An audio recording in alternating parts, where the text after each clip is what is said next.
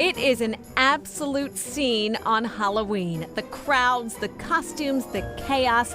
Salem, Massachusetts is called Witch City for a reason.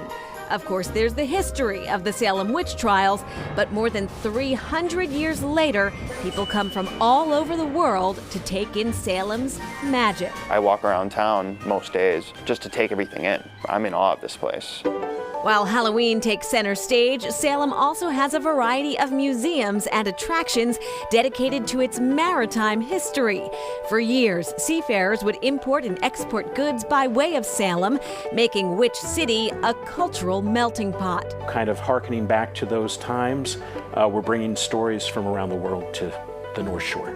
Salem resident Jeff Schmidt is the programming director of Salem Film Fest. For more than 15 years, filmmakers have traveled from near and far, visiting Salem and sharing their documentaries with locals. The Salem Film Fest takes place in the spring every year. It's really just an amazing opportunity if you're curious about your world to come out and learn about far-off lands. Major cinemas are slow to return to pre-pandemic attendance rates, and locally owned movie theaters are using their creativity to put moviegoers in seats. In addition to film screenings at the Peabody Essex Museum, the Salem Film Fest hosts a number of showings at Cinema Salem, a throwback theater that originally opened in 1982. 44 films were featured at the 2023 festival, including a variety of feature films and shorts. Not only do we want to bring thought-provoking documentaries to the North Shore to help, enliven the social conversation, but we really want to entertain our visiting filmmakers.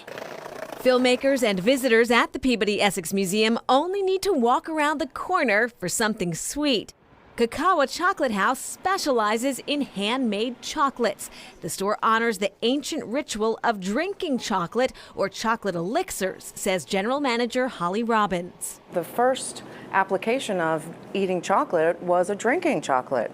So a lot of these recipes are from 1,000 years ago. It's like a melted chocolate bar in a cup.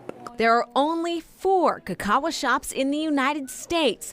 3 in Santa Fe, New Mexico, and 1 in, you guessed it, Salem, Massachusetts. They wanted also to come to another art community. They wanted to be part of a community outside of Santa Fe so that people could understand. This is the almond milk. That understanding comes in the form of a sacred ritual surrounding drinking chocolate. Proper cacao ceremonies have paid respect to the food of the gods for centuries. Staff at Kakawa Chocolate House walk their customers through the art, in addition to explaining their variety of drinking chocolates. We make 18 different varieties, and we have 8 normally every day, so they could try something like a Cacao is American. Or we have the Mayan, 19 different herbs and spices, dark chocolate. There's the Zuo, which is a milk chocolate, ginger and cinnamon. Kakawa Chocolate House pushes the boundaries with their truffles, like this one made with goat cheese and sage salt. Chocolatiers here say, don't knock it till you try it. It gives you a different appreciation for chocolate, something that you wouldn't know. It's different than going down the street to grab your candy bar. Robin says even though she's making chocolates every day at Kakawa, she's never tired of the magical elixirs. You come in here and you taste something that's a little bit different, and you go away with that moment. Step away from the hustle and bustle of Salem's main drag and find Chez Casa, Chef Keenan Langlois' upscale sandwich shop.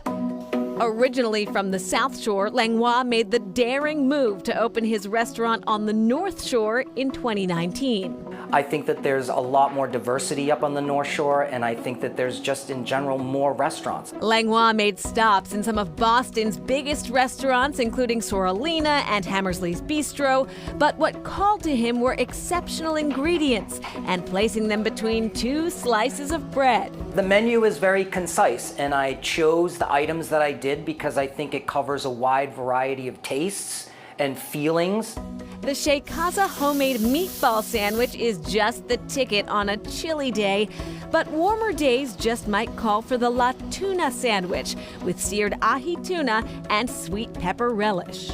We make delicious food here. We put all of our energy and experience and love into it. And though Langlois wants visitors to stop by Chez Casa, he says there's more to Salem than meets the eye. I think more people should come here and experience the deeper colonial history of Salem. There's so much history, maritime history, everything in Salem. It's a great experience.